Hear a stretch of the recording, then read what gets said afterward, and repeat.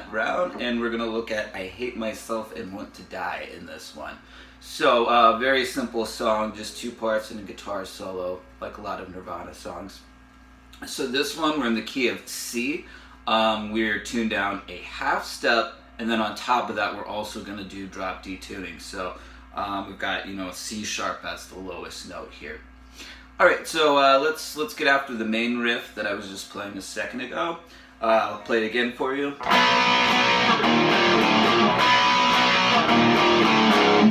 All right, so what we're doing at first, we're doing 2 quarter note strums on a C5 power chord. So that's a 5th string root, so the fret numbers are 3, 5, 5.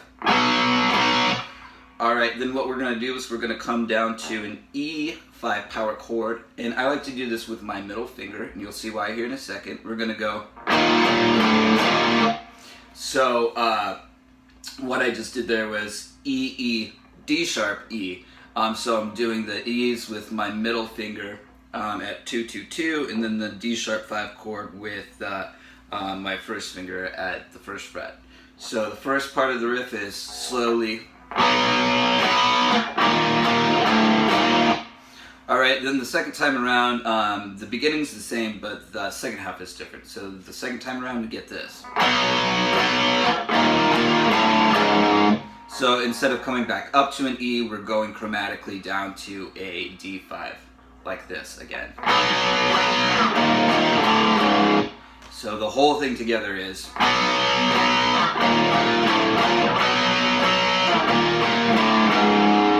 Alright, so that takes care of the intro and the verse as well. Both guitar parts are playing the same thing, and then we go to the chorus, which is really simple. And I can't tell you how many Kurt Cobain choruses just have 2 chords that are played either a minor third or major third apart.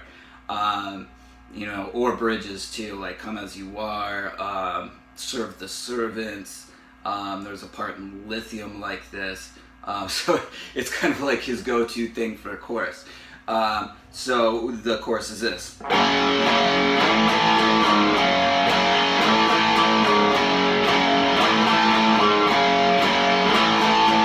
Alright, so that's the riff. We're going to go, we're doing a G5 power chord at 5, 5, 5.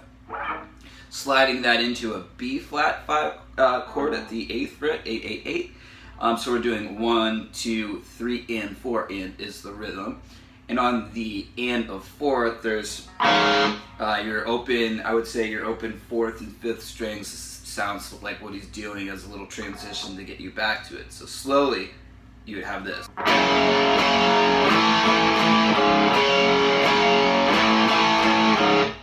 So that's it. The last time when he plays the B flat 5 in a different location because he's going to return chromatically up to the start of the verse riff. So.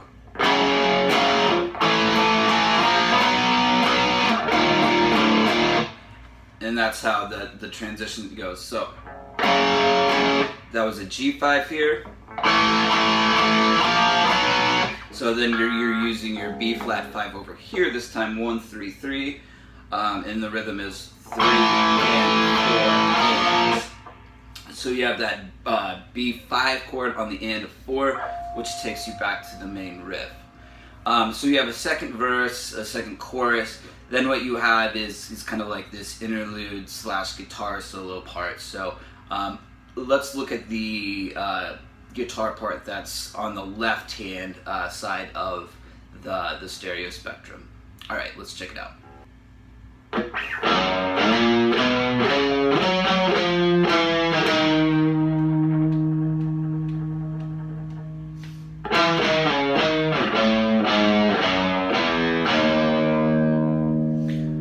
Okay, so that is our left channel guitar part. It's all being played on the 6th string. So I'll break this down measure by measure. So first measure, just kind of like a muted note at the beginning, and then we're going to do a G at the 5th fret. So then we're sliding up to the 9th fret for a B note, and then playing a C. So that's the first measure. The next measure is So we're doing 12, and then sliding up to do 2 eighth notes on 17. And then coming down chromatically from there, which means a fret at a time. Okay, here's the last 2 measures. So we get 1. So this is a really syncopated part. We have a held 14th note on the downbeat, and then we're going to do, so that's 15, 14, 12, 14. And then we're going to go down in E, let's see, it's the E Locrian mode. So it's basically, we're going to do 8, 7, 5, 3, 2. And these are all on the upbeats, like this. So I'll play the whole thing again now so you can kind of get the context of the rhythm.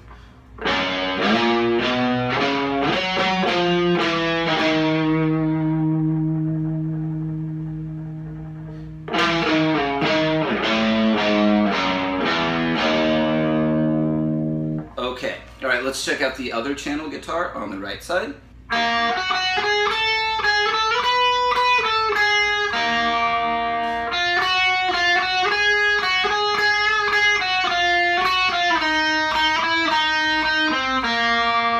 All right, so that's it. Pretty much kind of playing like a hybrid, like Aeolian blues scale or natural minor / blues scale.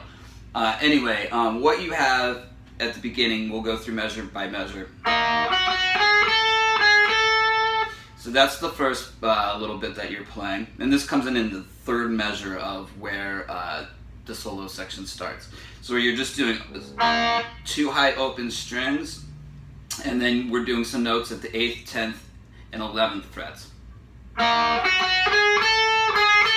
So that's the first measure there. I'll do it again slowly. Okay, here's the next measure.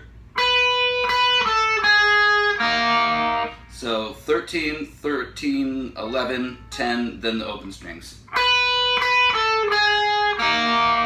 Alright, the next measure, that these open strings are going to carry over for a beat and a half, so we have 1 and 2. So just some 7th and 8th fret notes.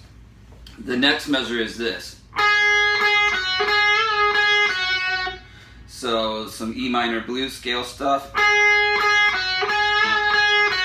So just the 10th and 8th frets, and you're bending the 10th fret, doing a bend and release there. The next measure is this. So a pretty chromatic thing.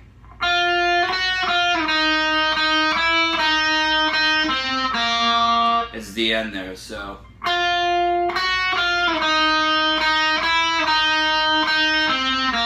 7, 8, 7, 5, then 5, 6 on that string, and then the last measure you have 5, 5, and a 6 on your 3rd string, so C sharp going to a B.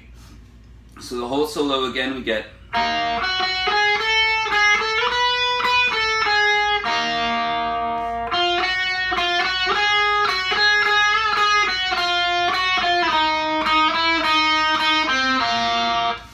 Alright, so we're into a chorus. The song ends with, you have the transition from the chorus back to as if you were going to do a verse riff. But instead of playing the verse riff, you're just going to go